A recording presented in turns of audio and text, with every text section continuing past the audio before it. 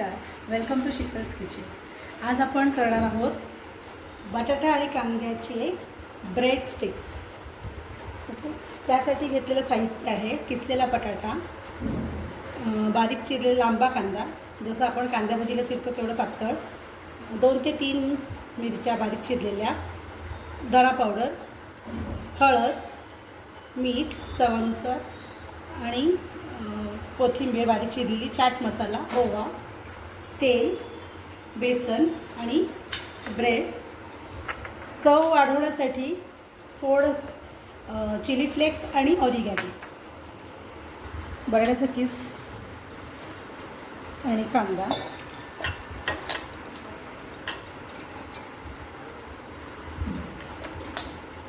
मिरची, ओवा, चाट मसाला, धणा पावडर, हळद, कोथिंबीर, चवीनुसार मीठ,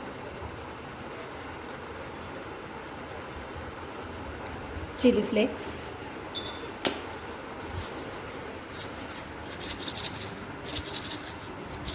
आपण यात हिरवी मिरची घातलेली आहे आणि लहान मुलं खाणार आहेत म्हणून जास्त चिली फ्लेक्सचा वापर न केलेलंच बरं, म्हणून पण फक्त चव वाढवण्यासाठी थोडंफार आणि ऑरिगॅनो। आता हे मिश्रण आपल्याला सगळं एकत्र करायचं आहे आणि त्याला सगळं एकजीव करून घ्यायचं आहे। अगदी थोडंसं पाणी सुटेपर्यंत करा।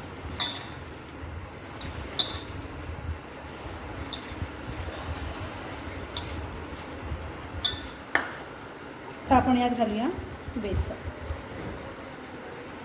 हे मिक्स करताना आपल्याला त्याचं टेक्स्चर बघायचं आहे कसं होतं। जास्त पातळ पण झालं पाहिजे नाही आणि घट्ट पण झालं पाहिजे नाही, पूर्ण ते मिक्स झालं पाहिजे।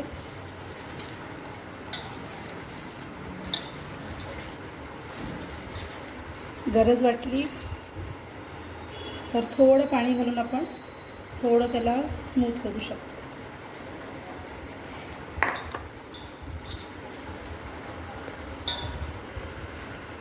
मी यात थोडं पाणी ॲड करते आहे, थोडं त्याला स्टिकीनेस येण्यासाठी।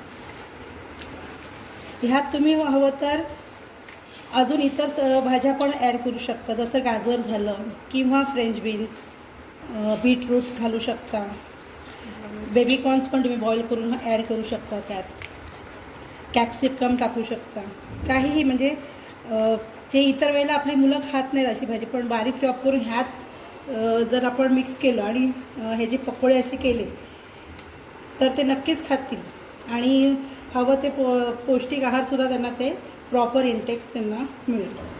आता ह्या अशा प्रकारे हा बॅटर तयार झालेला आहे।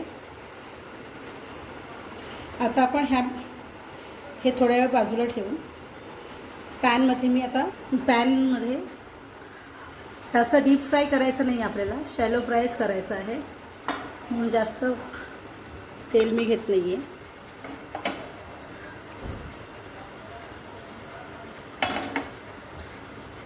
आता तेल तापते तोपर्यंत आपण पुढची तयारी करू। त्याचे स्लाइस असे आयात ह्या आकारात कापलेले आहेत। आता हे आपल्याला असं एक एक ब्रेडला आपण हे मिश्रण लावून घ्यायचं आहे दोन्ही बाजूंनी।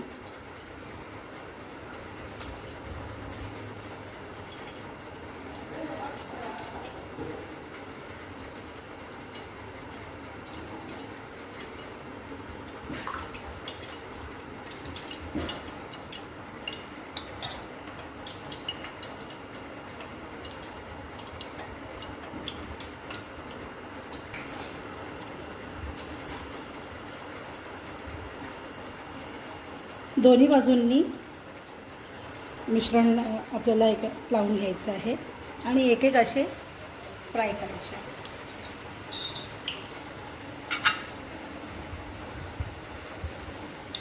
तुम्हाला वाटलंच ह्यात तुम्ही ब्रेड क्रम्ससुद्धा ॲड करू शकता जास्त क्रिस्पी होण्यासाठी.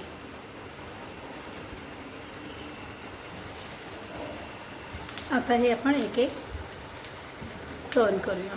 बारीक गॅस ठेवा, स्लो सिम गॅसवर आपल्याला हे तळायचे, शॅलो फ्राय करायचे.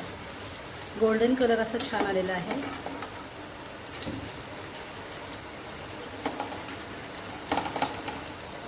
दोन्ही बाजूनी छान असं शेकलं गेलं पाहिजे किंवा फ्राय झालं पाहिजे, म्हणजे ते क्रिस्पी खाण्यासाठी आपल्याला मजा वाटेल. आणि हा पदार्थ अशा पावसाच्या ऋतूमध्ये छान पाऊस पडतो आहे बाहेर आणि आपण गरमागरम असं सर्व करतो आहे. मुलं पण आवडीने खातील आणि परत घरगुती सगळं. फ्राय करताना दोन्ही बाजूने असं पण शेकायचं आहे, म्हणजे चारी बाजू बरोबर फ्राय होतात.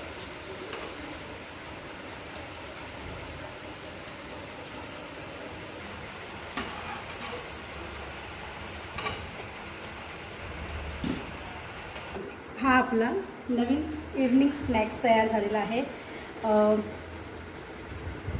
मुलांना शाळेतून आल्यानंतर पोट भरून खाण्यासाठी खूप छान वस्तू आहे ही. आणि मला असं पूर्ण खात्री आहे तुम्हाला नक्की आवडेल. जर तुम्हाला ही रेसिपी आवडली असेल तर प्लीज शेअर करा, सबस्क्राईब करा आणि शेअर करा. थँक्यू.